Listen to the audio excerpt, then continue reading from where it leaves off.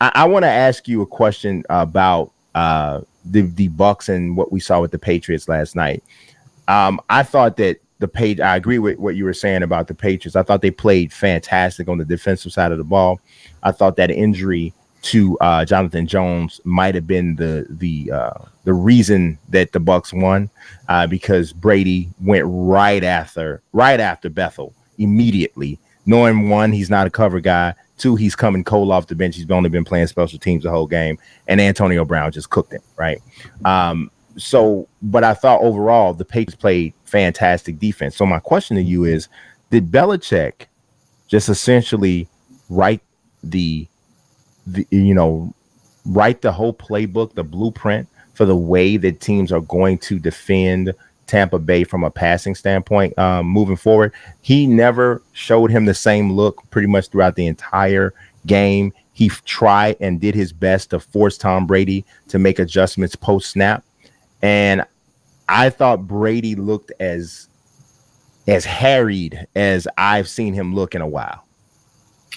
I mean, the Bucs have been exposed this season already. You look at week 1, and the Cowboys, I think, ran the ball maybe 11 to 13 times. I have to go back and look up the actual stat, but they saw that you could move the ball through the air against this defense, and that was when they were, relatively healthy. Then Murphy Bunting goes down, obviously, and that's just kind of spiraled in the sense that defense has been decimated. The defense has been decimated, and you saw even I don't consider the Patriots a prolific offense, but even they were able to move the ball up and down the field.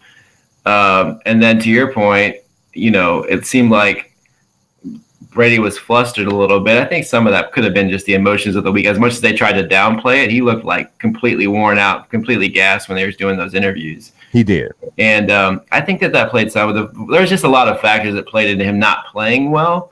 But this team is not the same team that we saw as last year. But they kind of did a victory lap over the offseason because they signed all these guys. But just because you sign the same team doesn't mean you're going to have the same sort of success as you had a year ago, right? Mm-hmm. So they were rightfully prudent in terms of how they managed the cap to get, the 22 starters back plus AB, right?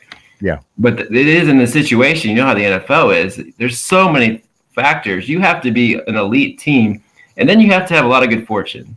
So the Bucs found their footing the final few games of that regular season, and they carry that into the playoffs in a really, really weird season. Now, I'm not talking to asterisk or anything like that.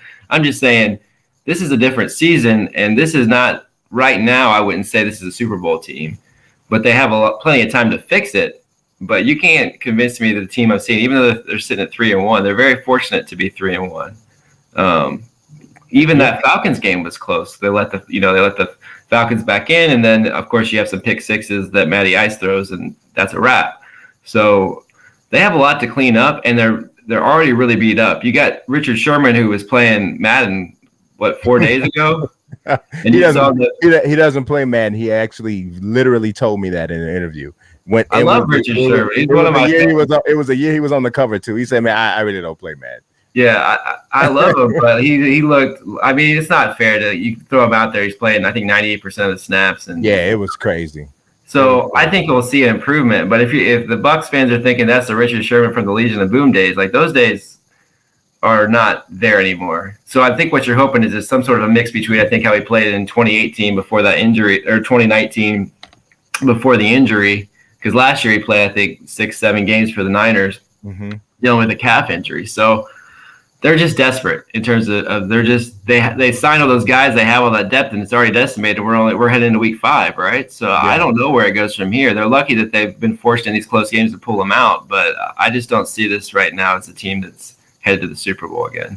Yeah. I was just wondering if we were going to see more teams employ all of those different looks on defense the way that the Patriots did on Sunday night. Obviously, not everybody will have the personnel or the timing for what they called and the looks that they gave them. But I think in general, I don't know. It felt like that might be a little bit of a precursor to what the Bucs passing offense sees for the rest of the season. We'll see. That old adage, it's a copycat league, and all we need to do is see one team have success or some measure of success before we start seeing everybody else starting to do some similar stuff. So I would just say the one caveat I would say is it's a lot easier when you have those receivers that the Bucs have to look a lot less flawless when you're in Raymond James Stadium and it's 70 and sunny like they normally are playing in, than to go yeah, up into New England and have that situation. And the fact they're in the NFC South, they're not going to. I mean, it rains in the NFC. Don't get me wrong, right? But right. that's just they're going to be in more temperate climates, and I think that plays to Brady's advantage at this point in his career. But I think you're right. You are going to see a lot of different blueprints. They've already been exposed on both sides of the ball.